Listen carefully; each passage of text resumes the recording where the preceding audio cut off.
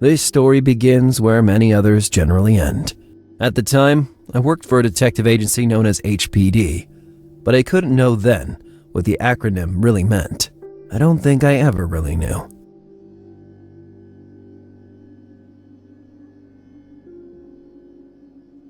For a few months, I'd been on the trail of the man the press not very originally renamed Blowtorch. A clue led me to the extreme outskirts of Miami, in a little out-of-the-way suburb that smelled like rotten fish.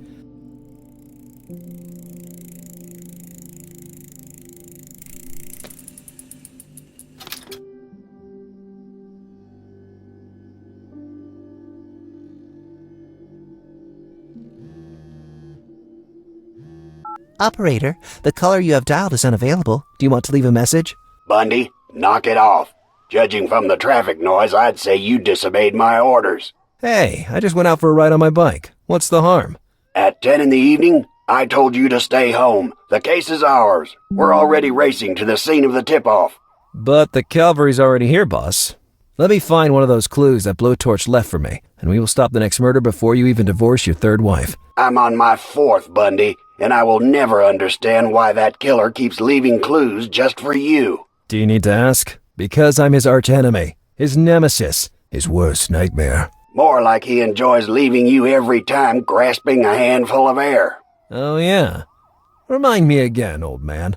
Who stopped the Puerto Rican surgeon and the arsonist of the southeast coast? And what about the... All old news, Bundy. You haven't caught a break for a long time, and for months you've been following Blowtorch without any results. Why don't you go on holiday and let us do the work? I'm in Miami, dude.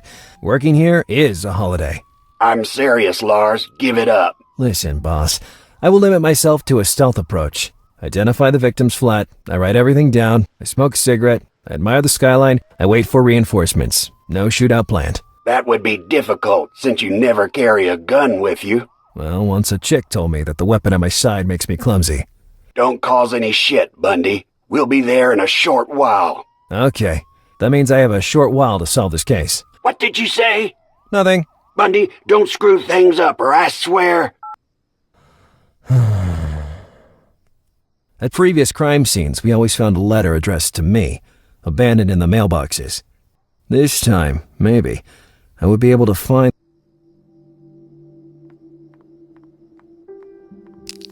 Here's what the taxpayers' money was being used for. The conditions of that sidewalk were getting worse. A stone bigger than the others just fell off the sidewalk. And who was I not to accept the kind gifts from Providence?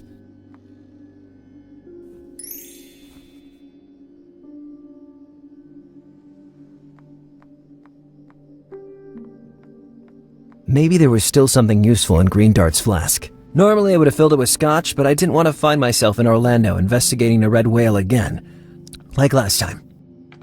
Hey, there really was some scotch after all. Scotch tape, I mean. An antique and horrible coin-eater.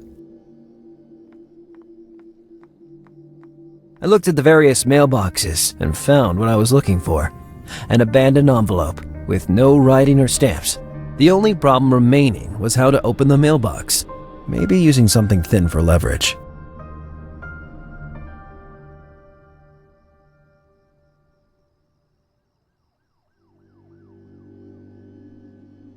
My badge wasn't exactly the right tool to wedge this open with, but it was worth a try.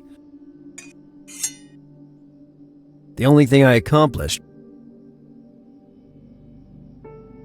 The way it was stuck, the badge would act as a chisel.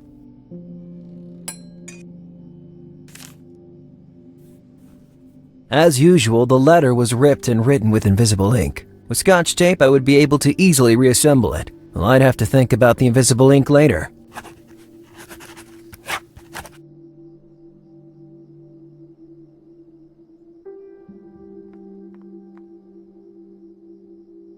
I would have stuck the scotch tape in the back of the letter, so as to obtain the best readability. I always hated puzzles. Oh, it wasn't as difficult as I feared. At that point, I just had to find a way to read the message hidden in the letter. Well, I remembered that to reveal invisible ink, you just have to worm it. Where could I find a source of heat that late at night?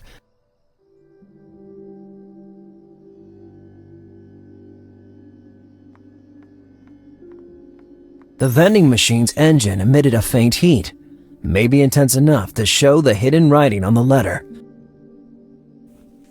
At first, nothing happened. I was about to give up when it happened. The first characters appeared.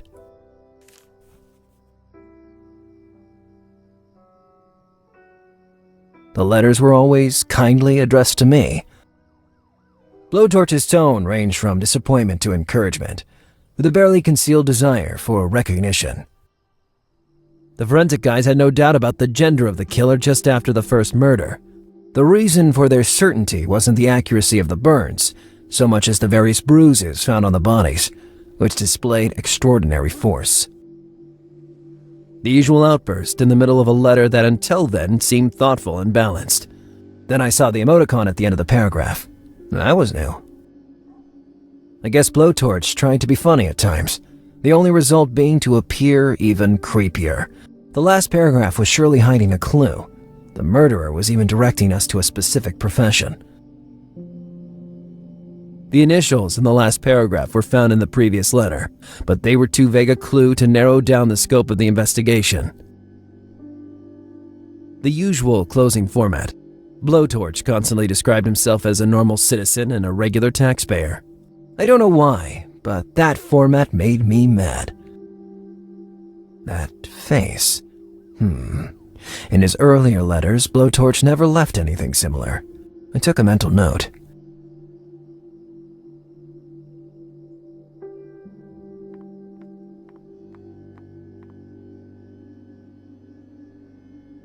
Someone left a stupid smiley on the intercom. That smile left on the letter and the one on the intercom were identical, so I could rule out a simple coincidence. I had just identified the apartment I was looking for. The apartment was registered to a certain G. Glover. I hoped I got there in time.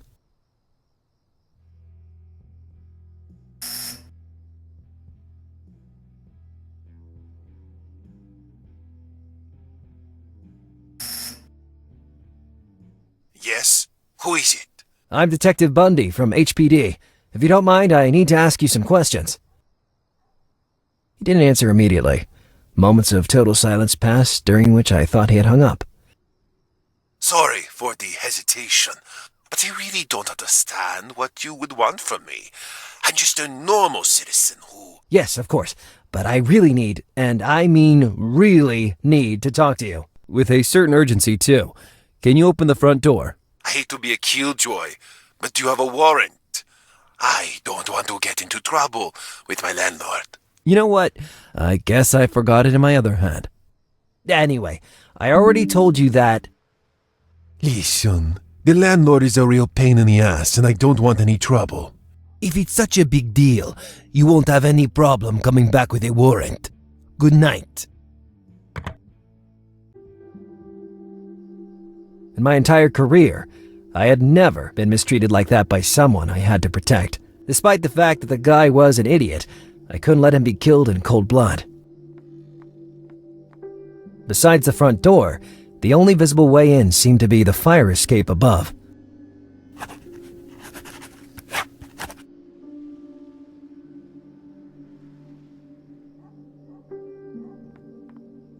Maybe in that alley, I would...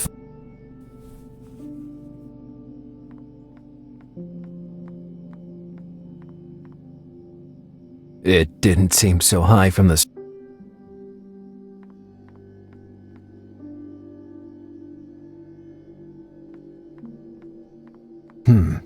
Better think about it.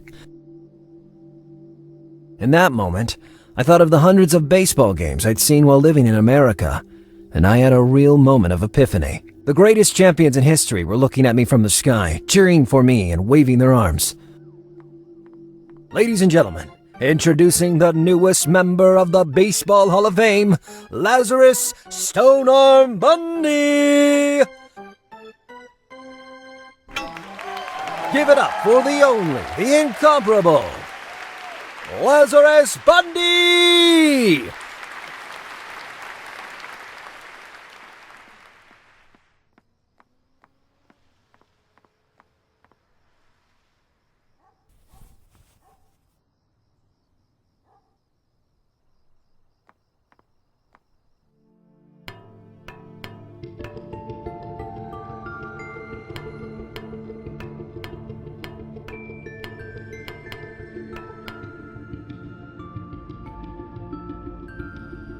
Lazarya Bandi in my place.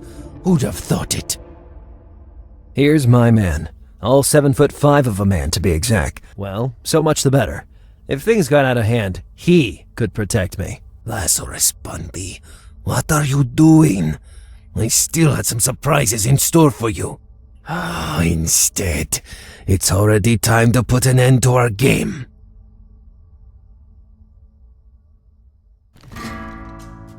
Just then, I knew I misunderstood the whole situation.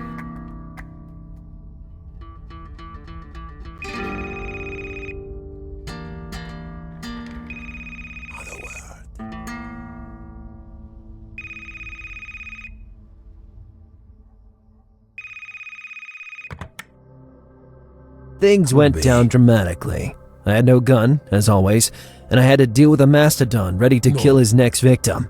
Burton would surely arrive with backup shortly after. But, now shortly. Moreover, we were convinced we had to protect the man who instead just revealed himself to be the monster we were hunting. I thought of sending a text to warn him, but I had no credit on my phone, having accidentally subscribed to a live weather service. I was in more danger than ever, but at least I knew the weather was fine in Baltimore. One thing was for sure, I couldn't wait anymore. Same place. That beast towered over me, but a bottle in the right spot would put anyone to sleep. I had to hold my breath. The slightest noise would betray me. Never mind. Same place. I told you to close that sewer hole, you slut! If I hear even one more whisper, I'll be forced to use more brutal methods than usual. Is that clear? Same place. Could be. Change the channel, right now? I wanted to see how the movie ended. For a moment, and a moment only, I thought about how things might have gone if I didn't feel an unspeakable hatred of firearms. No.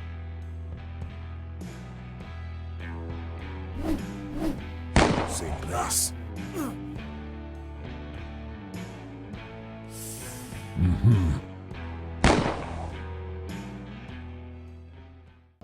No, Cabron. That would have been a fitting ending for sure. Sometimes my mind floated and envisioned the most absurd situations. Yes. No. I had a pretty good idea of how to distract the threatening big guy. Impossible. I was desperate and in dire straits. I could do nothing but go for broke.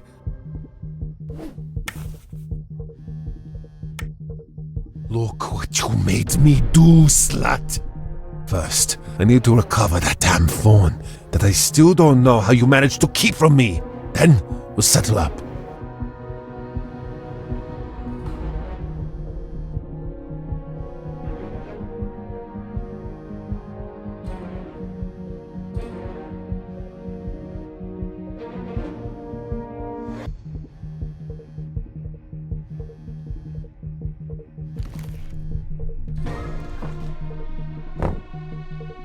What the fuck? Stay calm. I'll get you out of here in a split second.